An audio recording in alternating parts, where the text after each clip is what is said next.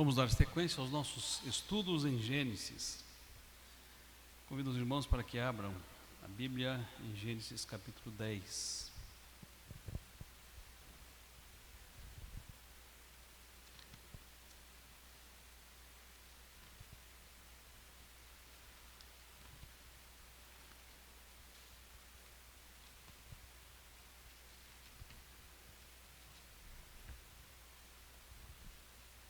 Capítulo 10.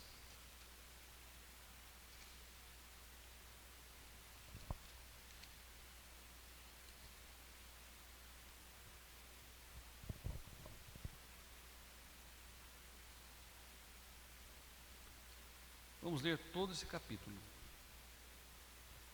São estas as gerações dos filhos de Noé, Sem, Cã e Jafé. E nasceram-lhes filhos depois do dilúvio.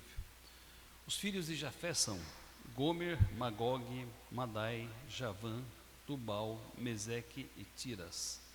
Os filhos de Gomer são Askenaz, Rifate e Torgama. Os filhos de Javã são Erizá, Tarsis, Quitim. Eles repartiram entre si as ilhas das nações nas suas terras, cada qual segundo a sua língua, segundo as suas famílias e suas nações. Os filhos de Cã, Cuxi, Misraim, Puti e Canaã. Os filhos de Cuxi, Sebá, Avilá, Sabitá, Raamá e Sabtecá. E os filhos de Raamá, Sabá e Dedã. Cuxi gerou a Nimrod, o qual começou a ser poderoso na terra. Foi valente caçador diante do Senhor, daí dizer-se como Nimrod, poderoso caçador diante do Senhor. O princípio do seu reino foi Babel, Ereque, Acade e Cauné, na terra de Sinar. Daquela terra saiu ele para a Síria e edificou Nínive, Reobote, Ir e Calá. E entre Nínive e Calá, a grande cidade de Rezém. Misraim gerou a Ludim, a Anamim, a Leabim e a Naphtuim. A Patrocim, a Casluim, de onde saíram os filisteus, e a Catorim. Canaã gerou a Sidom, seu primogênito, e a Et. E aos Jebuseus, aos Amorreus, aos Girgazeus, aos Eveus, aos Arqueus, aos Sineus, aos Arvadeus, aos Zemareus e aos Emateus. E depois se espalharam as famílias dos cananeus. E o limite dos cananeus foi desde Sidom, indo para Gerar, até Gaza, indo para Sodoma, Gomorra, Admá e Zeboim, até Lassá. São estes os filhos de Cã, segundo a sua família, segundo as suas línguas, em suas terras, em suas nações. A Sem, que foi pai de todos os filhos de Éber, e o irmão mais velho de Jafé, também lhe nasceram filhos. Os filhos de Sem são Elão, Assur, Arfaxade, Lude e Arã. Os filhos de Arã, Uz, Jeter e Mas. Arfaxade gerou a Salá, Salá gerou a Éber. A Éber nasceram dois filhos. Um teve por nome Peleg, porquanto em seus dias se repartiu a terra, e o nome do seu irmão foi Joquitã. Joquitã gerou a Almodá, a Selef, a Azar, a Maavé, a Gerá, a Adorão, a Uzal, a Diclá, a Obal, a Abimael e a Sabá, a Ofir, a Avilá e a Jobabe. Todos estes foram filhos de Joquitã. E habitaram neste Messa, indo para Cefar, montanha do Oriente. São estes os filhos de Sem, segundo as suas famílias, segundo as suas línguas, em suas terras, em suas nações. São estas as famílias dos filhos de Noé, segundo as suas gerações, nas suas nações. E destes foram disseminadas as nações da terra depois do dilúvio. Vamos orar. Senhor nosso Deus, nosso Pai, nós te damos graças por estarmos aqui nessa noite, pelo privilégio de juntos estudarmos a Tua Palavra, e porque ela sempre, ó Deus, tem algo a nos ensinar. Pedimos que o Teu Espírito a aplique em nossos corações e que nós nesta noite possamos sair com o nosso coração cheio de gratidão, porque Tu és o nosso Deus, Tu és o Senhor sobre todas as coisas, Tu és o Senhor da história. Pedimos isso agradecidos em nome de Jesus. Amém. O nosso propósito é estudar biografias, e já temos estudado algumas ao longo dos estudos anteriores. A última delas, de modo singular, foi Noé. E notamos que Noé é descrito na Bíblia como um homem que andou com Deus e que achou graça diante de Deus. e que ele foi um instrumento usado por Deus para a salvação da humanidade.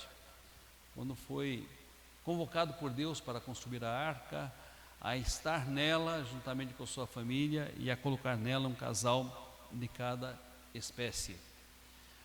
O texto que nós lemos hoje, ele vem na sequência dos fatos pós-diluvianos.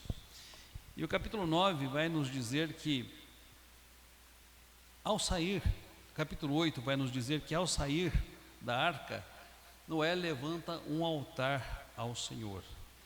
O capítulo 9 afirma que Deus faz uma aliança com Noé e repete a Noé a mesma ordem dada aos nossos primeiros pais lá no Jardim do Éden. Versículo 7, no capítulo 9, diz assim: mas sede fecundos e multiplicai-vos, povoai a terra e multiplicai-vos nela. E Deus, então, os versículos 8 e 9, ele reafirma a sua aliança com Noé. Dizem os versículos 8 e 9: disse também Deus a Noé e aos seus filhos: eis que estabeleço a minha aliança convosco e com a vossa descendência. Versículos seguintes: e com todos os seres viventes que estão convosco, tanto aves, os animais domésticos, os animais selváticos, que saíram da arca, com todos os animais da terra. Estabeleço a minha aliança convosco, não será mais destruída toda a carne por águas do dilúvio, nem mais haverá dilúvio para destruir a terra. Disse Deus, versículo 12: este é o sinal da minha aliança que faço entre mim e vós, e entre todos os seres viventes que estão convosco, para perpétuas gerações. Porém nas nuvens o meu arco será por sinal da aliança entre mim e a terra. E o capítulo 10 mostra então o desdobramento da ordem de Deus de que eles crescessem e se multiplicassem na terra. Nós vamos observar hoje 3 pontos desse capítulo 10 de Gênesis. A descrição que os irmãos viram com inúmeros nomes, eu não sei se os irmãos já se deram ao trabalho de contar estes nomes. Daqui a pouco nós vamos falar quantos são os nomes mencionados aqui. Mas esse capítulo com esses nomes é considerado como a Tábua das Nações. Os estudiosos chamam esse capítulo como a Tábua das Nações. E esse capítulo aponta para 3 fatos teológicos bastante importantes. O primeiro deles, a unidade da raça humana. Conforme lemos, capítulo 6 a 10, Noé entrou na arca com a sua família e com um casal de cada espécie, obedecendo uma ordem direta de Deus, porque Deus interviu com juízo sobre a terra, em virtude da maldade ter crescido em dimensão e intensidade. Gênesis 6 diz que era mal todo o desígnio do coração humano. E a arca foi um instrumento de salvação para estas pessoas, para esta família, para a geração escolhida por Deus. Sem dúvida alguma, a arca aponta para Jesus Cristo e é considerado um tipo de Cristo no Antigo Testamento. Assim como Noé é considerado um tipo de Cristo no Antigo Testamento, a arca é considerada um tipo de Cristo no Antigo Testamento. Não vamos entrar no mérito da discussão se foi universal ou se foi regional o dilúvio. Isso seria assunto para um outro estudo, para outras considerações. Hoje nós vamos nos ater apenas aos aspectos teológicos. Nossa intenção é analisar aqui, ainda que brevemente, o relato conhecido como a Tábua das Nações. A Tábua das Nações, presente nesse texto, ela é dividida em 3 seções. Primeira seção, os 14 descendentes de Jafé. Segunda seção, os 30 descendentes de Cã. Terceira seção, os 26 descendentes de Sem. Ao todo, representam 70 nações, que conforme este relato povoaram a terra depois do dilúvio.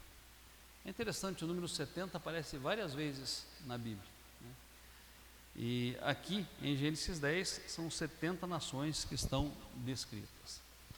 E eu quero destacar alguns aspectos presentes nesta tábua das nações.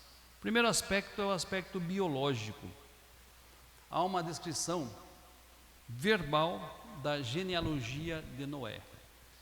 É interessante observar que já entre os povos surgidos a partir do dilúvio, haviam tábuas genealógicas ou descrições genealógicas. Na Mesopotâmia, por exemplo, foram encontradas pelos arqueólogos tabelas genealógicas que narravam os descendentes das famílias que ocuparam aquela região. Então, do ponto de vista biológico, é uma tabela genealógica que descreve os descendentes de Noé, semelhante a algumas encontradas pelos arqueólogos. Interessante observar no segundo aspecto, o clima.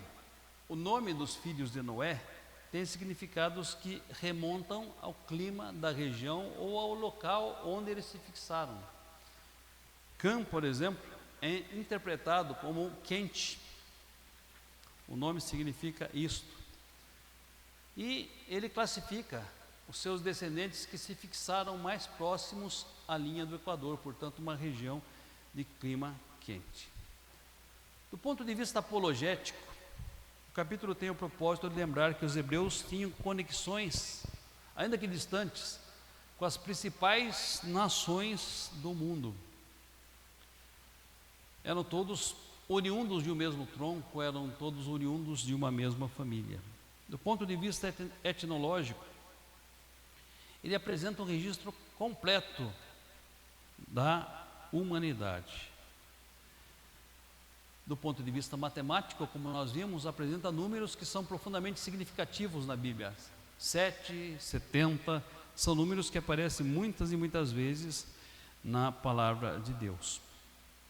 Do ponto de vista sociopolítico, as nações são classificadas de acordo com os graus de amizade ou de distanciamento e animosidade para com os israelitas. Do ponto de vista geográfico, essa tabela descreve um mapa antigo, ou talvez um dos mapas mais antigos que existem. Do ponto de vista étnico, Jafé é associado aos povos indo-europeus que habitaram as ilhas, o litoral e as regiões do norte e oeste, e pode se relacionar aos gregos, citas e medos. Caim associa-se aos povos do sul e sudoeste, incluindo cananeus, egípcios, descritos aí como Mizraim, e etíopes, descritos aí como Cush, e árabes. Sem associam-se aos povos semitas da Mesopotâmia e Oriente Médio, que inclui os ancestrais dos hebreus, assírios e arameus. Tanto é que os judeus são considerados povos semitas. E aí vem um termo que a gente conhece bastante, antissemitismo, né? Que seria o preconceito contra os judeus. Esse mapa tem algum valor histórico? Sim, tem um valor histórico muito grande. É considerado pelos historiadores como um mapa valioso. E alguns povos aqui descritos, com as suas localizações, ela correspondem com precisão aos povos que ainda existem nesse lugar e estão situados nas localidades aqui descritas. Então, o primeiro ponto teológico que destacamos desse capítulo é que ele apresenta a raça humana como una. E aí vem o questionamento científico dos nossos dias, né, de que nós não surgimos de um único tronco, que nós surgimos de diversos troncos étnicos, que nós surgimos de diversos processos evolutivos, que alguns desses processos evolutivos desapareceram ao longo do tempo, enquanto outros permaneceram pela seleção natural. Isso é o que diz a ciência, especialmente a teoria darwinista do evolucionismo. Uma outra oportunidade, nós vamos falar um pouco sobre essa teoria, né? Vamos falar sobre como a Bíblia, né, se relaciona a essa teoria e se contrapõe a essa teoria. Vamos falar também sobre o dilúvio e as considerações dos cientistas sobre a sua regionalidade ou sobre a sua universalidade. É tema para um próximo estudo, dentro desse capítulo 10 mesmo. Hoje nós queremos destacar a intenção bíblica ao citar esses povos e essas nações. A raça humana tem um único tronco, ela procede de um único tronco, ela vem de uma só família. Talvez o que chegue mais perto da ciência seja a afirmação de que há uma Eva mitocondrial, ou seja, que todos nós procedemos de uma descendência só. Um segundo ponto teológico é a bênção e a dispersão. Eu li recentemente uma notícia que, segundo a ciência, há 900 mil anos atrás, e aqui os números discordam abissalmente dos números bíblicos. A contagem de tempo aqui, ela difere abissalmente da contagem de tempo na Bíblia. Mas segundo os cientistas, há 900 mil anos atrás, a população mundial ficou reduzida a 1.280 pessoas apenas. E essas 1.280 pessoas foram as responsáveis pelo povoamento do mundo, foram responsáveis, né, pela ocupação de todas as regiões da Terra e pela ocupação de todos os continentes, inclusive Brasil. Muita gente pergunta, como é que quando os portugueses chegaram aqui já haviam indígenas aqui, né? Já haviam astecas, maias, incas, dentre outros povos na América Central e do lado oeste da América Latina. São correntes migratórias. Mas por onde é que eles migraram? Há um estreito, né, que liga a Ásia ao norte dos Estados Unidos, chamado Estreito de Bering. Segundo os estudiosos, os povos asiáticos adentraram pelo Estreito de Bering em suas caçadas e foram descendo, América do Norte, América Central, América do Sul. Isso explicaria, por exemplo, a semelhança que os nossos indígenas têm com orientais, né? O cabelo, os lábios, os olhos puxados. Isso segundo os cientistas. Há outros que dizem que houve correntes migratórias da Malaia, Malaio-Polinésias, e que estes teriam vindo em pequenas embarcações até chegar à América do Sul, por exemplo, pelo lado oeste, vindo através das águas do Mediterrâneo. Como nós não temos relatos escritos que descrevem isso, as únicas informações que temos são informações de vestígios arqueológicos. E vestígios arqueológicos, como todos nós sabemos, eles são parciais das informações que nos dão. Mesmo os sistemas de datação não são 100% confiáveis em relação ao tempo que datam as descobertas arqueológicas. Então, é difícil precisar com certeza por onde chegaram os que habitavam na América, mas é o fato que eles não nasceram aqui por geração espontânea. Eles vieram por correntes migratórias. Então, seja considerando essas 70 nações mencionadas nessa tabela de nações aqui no capítulo 10, seja considerando esses 1.280 pessoas que restaram na Terra no período de grandes catástrofes climáticas, o fato é que o mundo foi ocupado a partir destes troncos ou desse número de pessoas, né, que se dispersou pela Terra. E essa tabela aqui, que já vai mostrar um grande número de descendentes de Noé, é um desdobramento direto da ordem de Deus: crescei e multiplicai-vos. É um desdobramento direto desta ordem do Senhor. A população cresceu, se multiplicou e começou a se disseminar pela terra com o longo do tempo. Partindo de um tronco só, de uma família só, eles povoaram o mundo. Isso, de certa forma, ele combate o mito da raça pura, tão defendida pelo darwinismo biológico, né, pelo darwinismo social, que Hitler abraçou com gosto na sua época. Não existe uma raça pura, né? Não existe. Todas as raças, sejam quais forem, são frutos de misturas, são frutos de miscigenações, né? São frutos do cruzamento entre raças que se deram ao longo dos séculos. Esse estudo, por exemplo, um estudo científico que fala da Eva mitocondrial, ele aponta para uma origem única de toda a humanidade, né?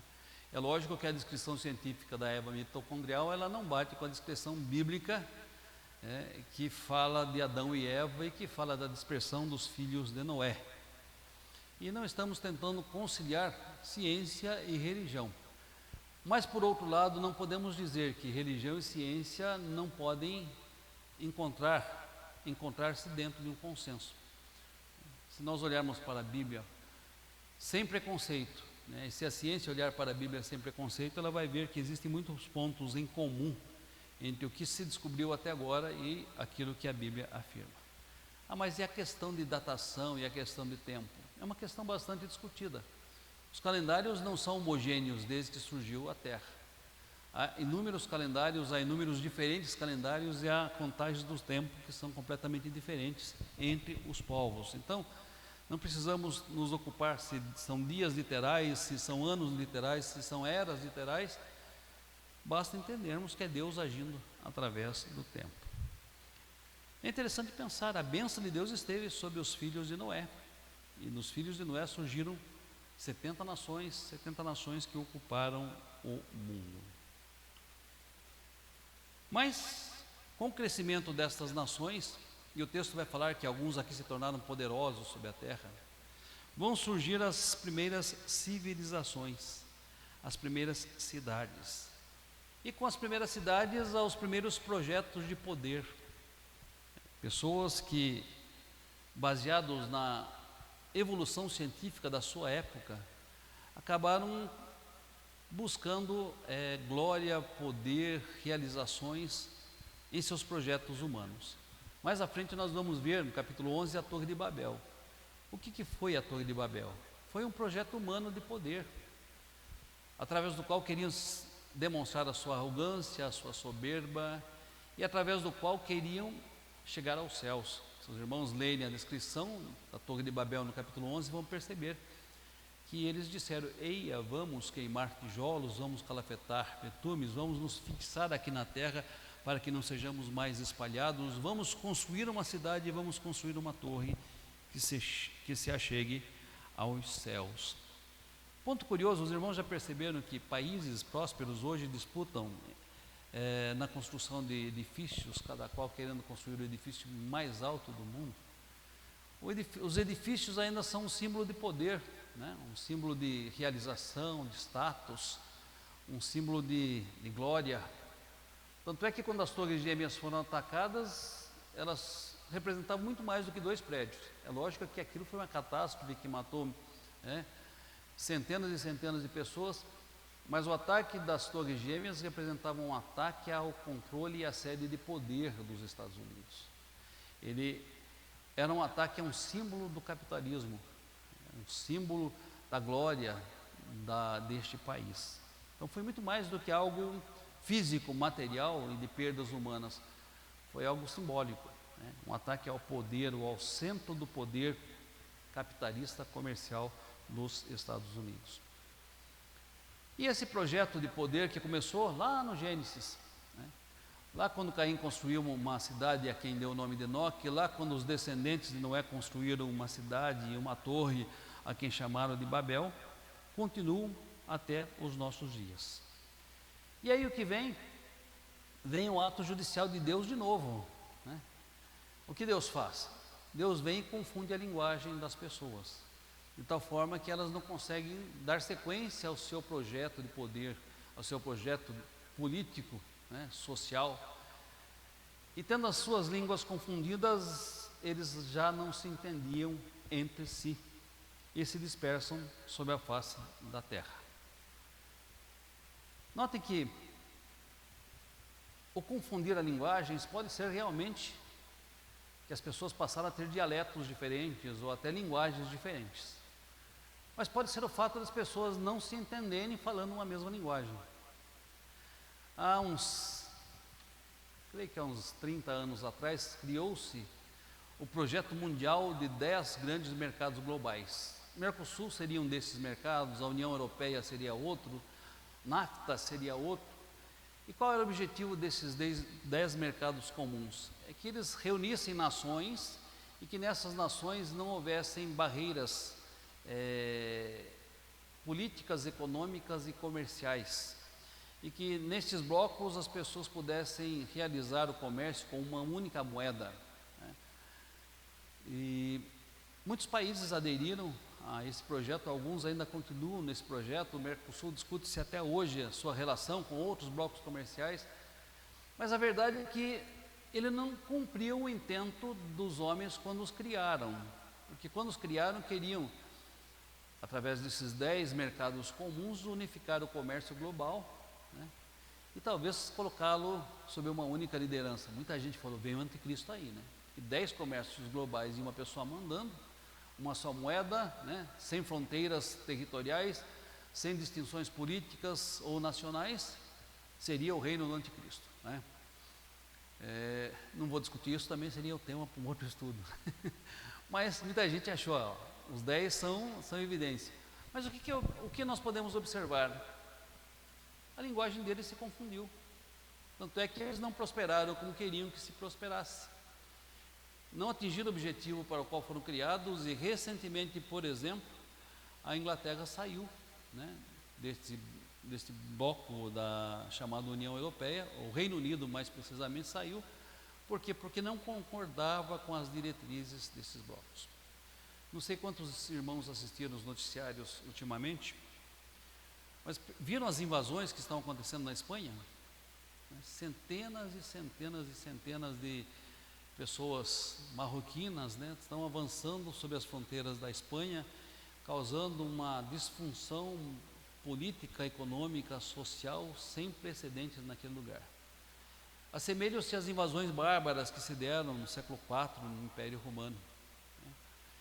E aí onde ficam os projetos, né, de unificação, de pacificação, de formação de mercados comuns, com todas essas movimentações que ocorrem, guerras que surgiram entre países que antes viviam em paz, enfim.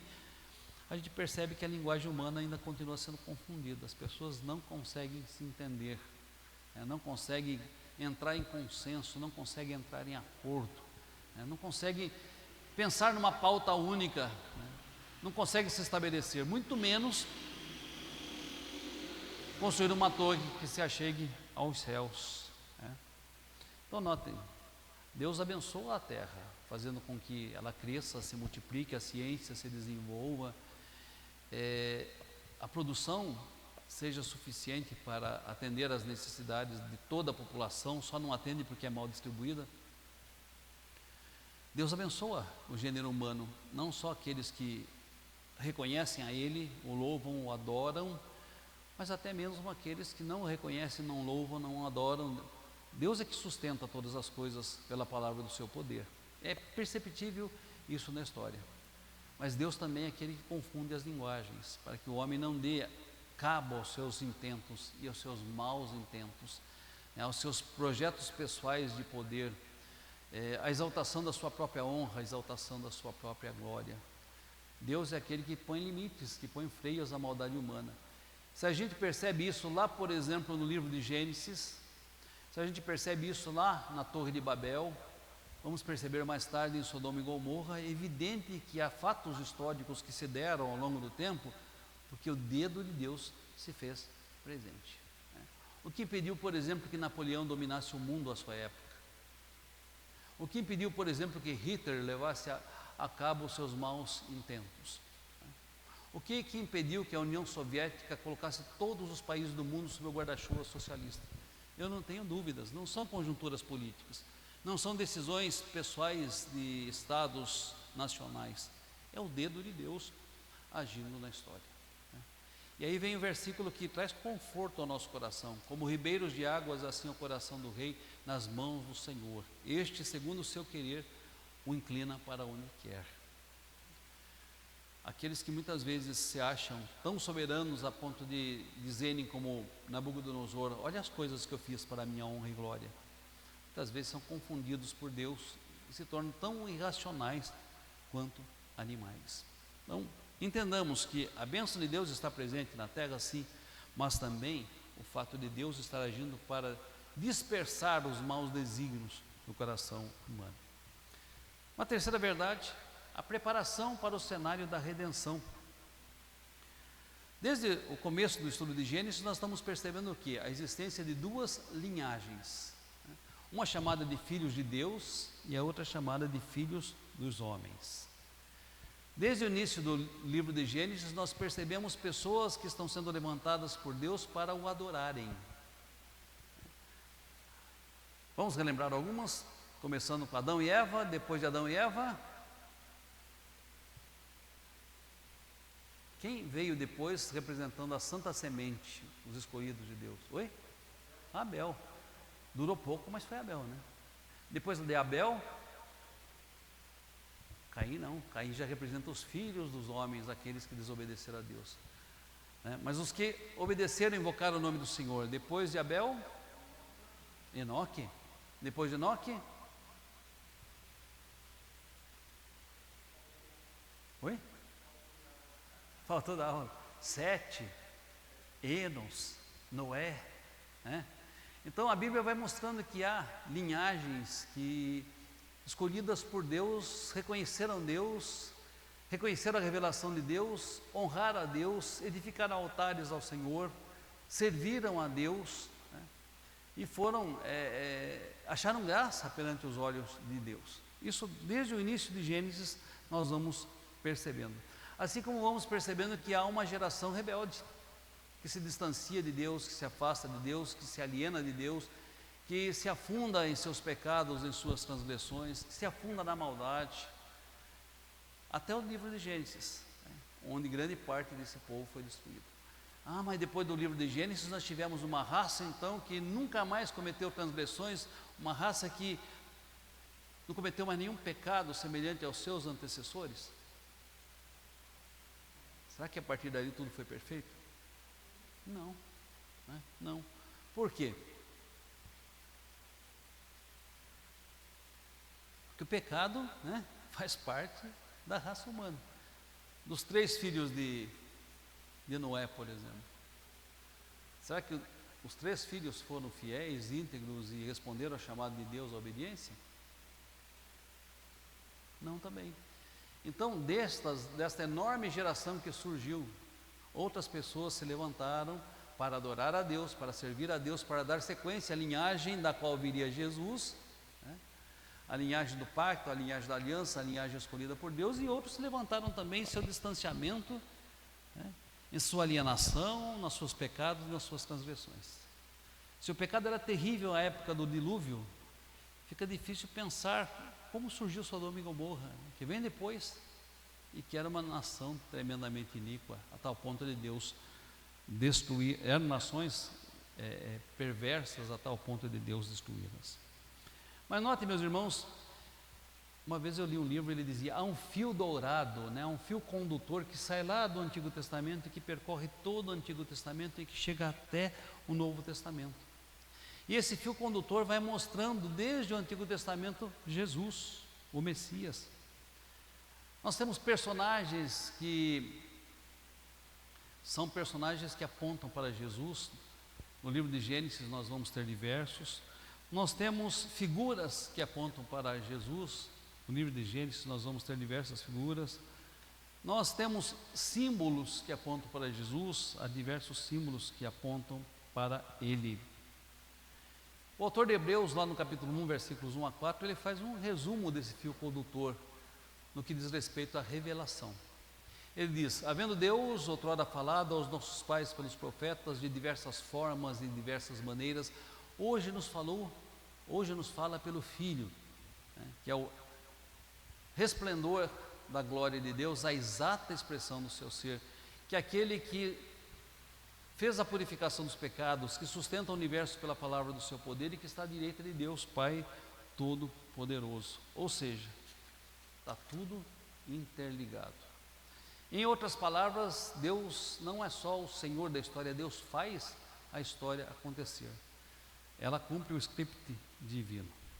E eu fico admirado com a coesão, com a coerência entre o Antigo Testamento e o Novo Testamento. E há 2 formas de nós vermos esse elo de ligação. O primeiro é a teologia do reino.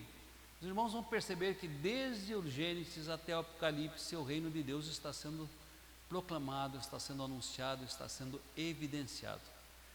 Nós vemos os homens indo numa direção, indo noutra, escolhendo um caminho, escolhendo outro, mas em tudo isso Deus está reinando, Deus está governando, Deus está sustentando, Deus está levando as coisas para o cumprimento de um fim.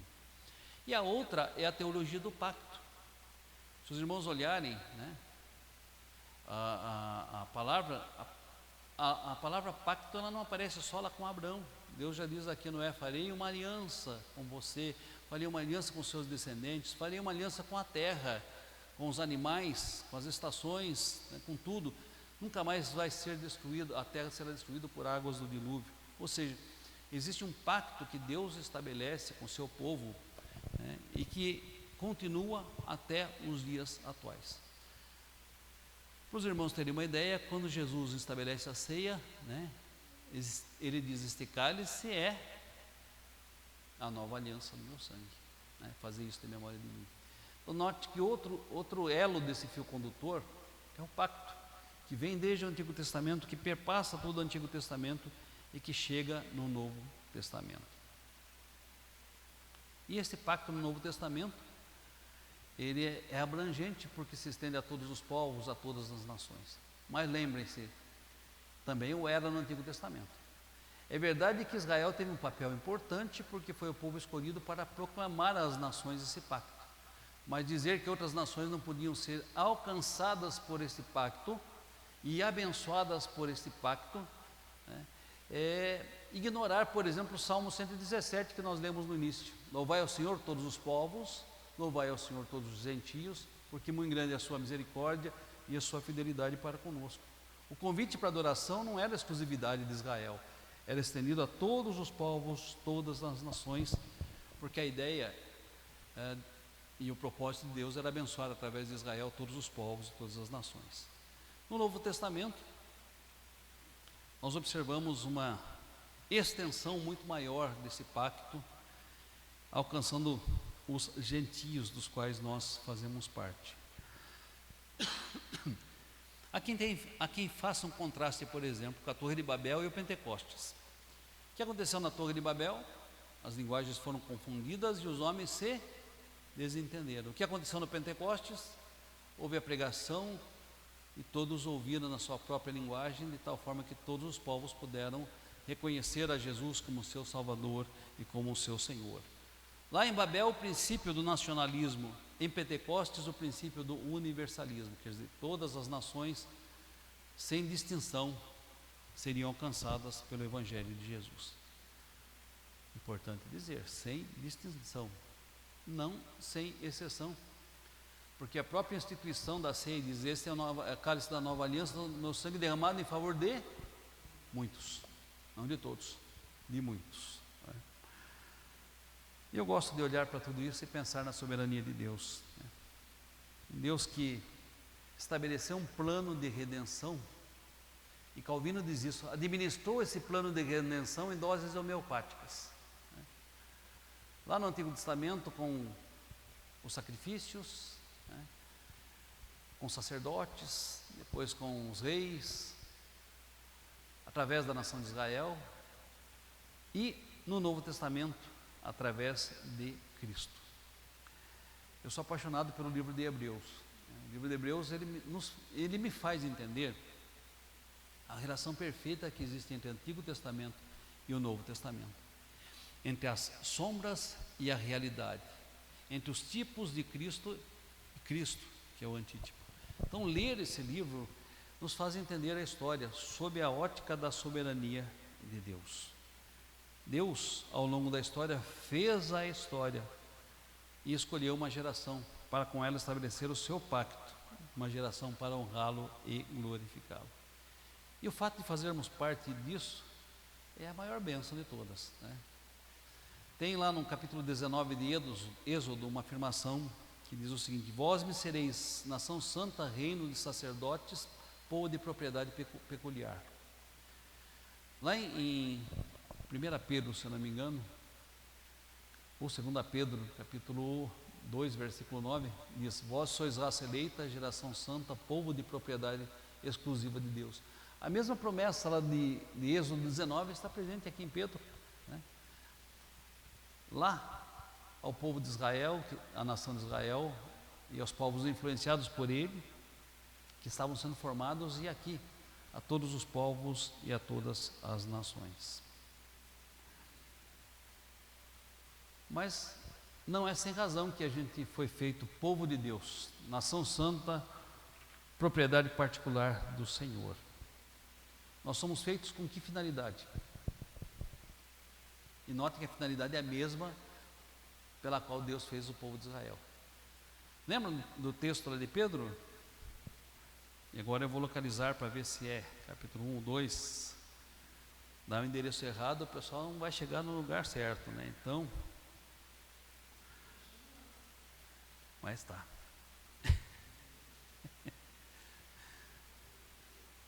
Lá no seminário os colegas brincavam que se tinha uma citação, né, que não estava na Bíblia, podia pôr que é bom, mas esse eu tenho certeza que está, não precisa pôr não. Vós sois raça eleita, nação santa, povo de propriedade exclusiva do Senhor. Não vou falar que quem achar ganha um prêmio, porque eu já estou devendo um prêmio para o presbítero Fabiano, e não dei ainda, né? 1 Pedro 2,9. Vamos lá. 2,9.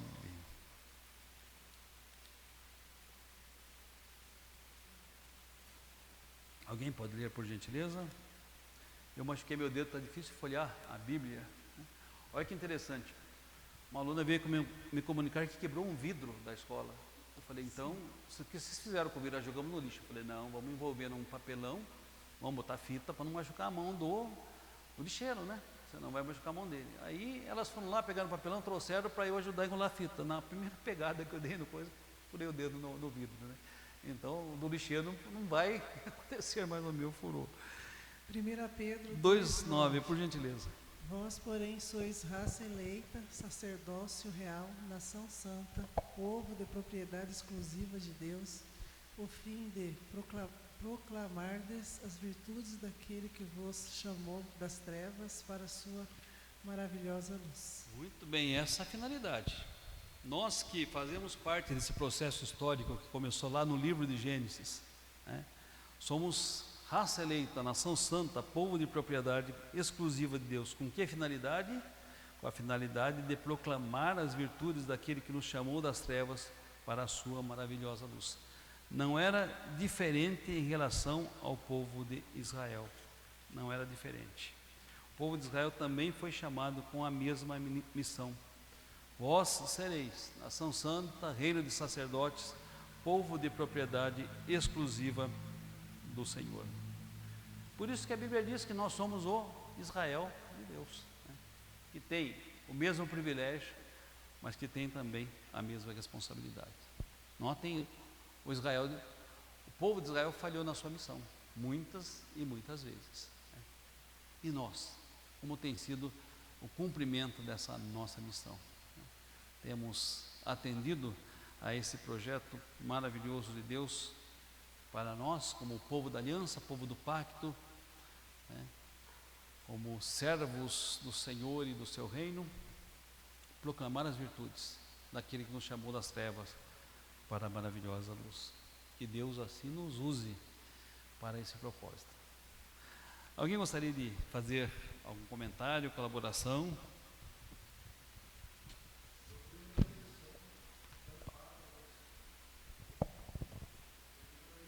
Com certeza. Vós, porém, né?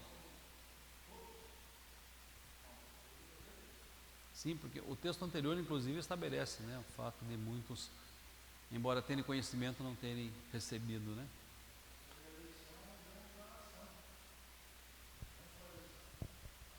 Sempre, né?